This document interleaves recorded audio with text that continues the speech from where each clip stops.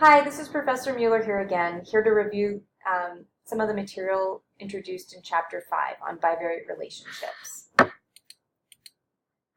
On this slide, the table summarizes how best to describe the relationship between two variables using graphics and statistics. I think that the most important thing to note is that we almost always use the Pearson correlation coefficient to understand the direction and strength of bivariate relationships, with the exception that we're making a comparison of at least one ordinal variable. So what does the scatter plot tell us? Well, we first want to see if the relationship is linear, and then if it appears linear, it'll tell us a little bit more about the nature of the relationship. So we'll know the direction of the relationship, whether it's positive or negative, and we know the relative strength of the linear relationship based on how close the points are around the line. I just want to go over a quick example of a scatter plot using the state's data set. And here we're looking at the percentage of eligible students in the state taking the SAT versus the average state SAT writing score. Is the relationship linear? Although the points have a curvilinear shape, a line would appear to represent these points reasonably well. What is the direction of the linear relationship? Negative, because you can see that clearly the slope of the line is negative. This means states with a relatively low percentage of students taking the SAT tend to have higher average SAT writing scores. What about the strength of the relationship? It's more moderate because the points in this case do not cluster as tightly around the line. So there are a few ideas that we learned in terms of quantifying a linear relationship between two scale variables. We learned that we might want to calculate the Pearson product moment correlation coefficient. This we simply call the correlation, and it's symbolized by the letter R. I'm not going to test you on how to calculate it using the formula, so you need not worry about that. But before calculating, you might want to use the scatter plot to verify that the relationship between the variables appears to be linear. And then what it does is the magnitude and the sign of the correlation coefficient tells us something about the direction of the bivariate relationship and the strength of the relationship.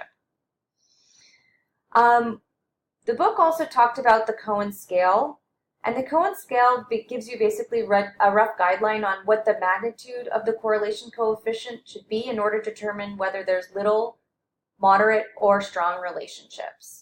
So if it's less than 0.1, there's almost no relationship between the two variables. If it's between 0.1 and 0.3, we can determine there's a weak relationship. And if it's greater than 0.5, then it's most likely a strong relationship.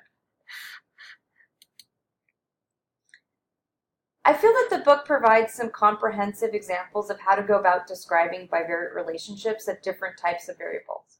However, I thought it would be beneficial to go through how one would apply these tools to decipher bivariate relationships together. Let's take question 4 of the study questions I assigned you, which is also problem 5.6 in the book.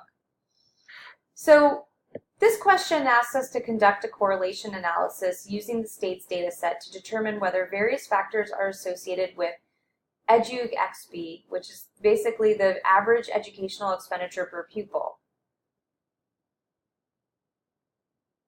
And the factors that we care about are the student-teacher ratio, which is this variable, the average verbal SAT score for the state, which is this variable, and the average salary of public school teachers in the state, which is this variable, teach pay.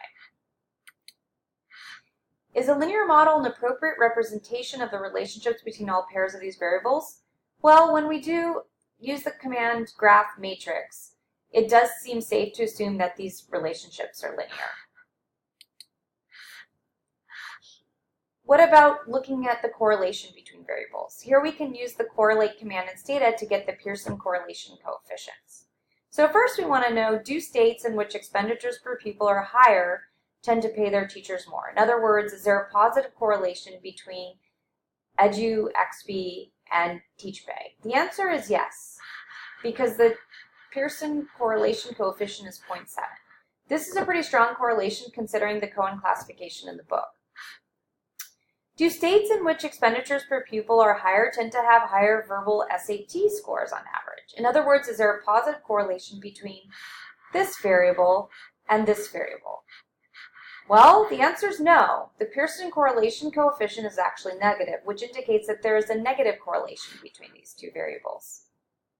Do states in which expenditures per pupil are higher tend to have lower pupil per teacher ratios? The answer is yes, because the Pearson correlation coefficient is negative. Finally, of the three variables, which is most strongly correlated? Here we're looking for the highest magnitude, and teach pay is the winner for sure.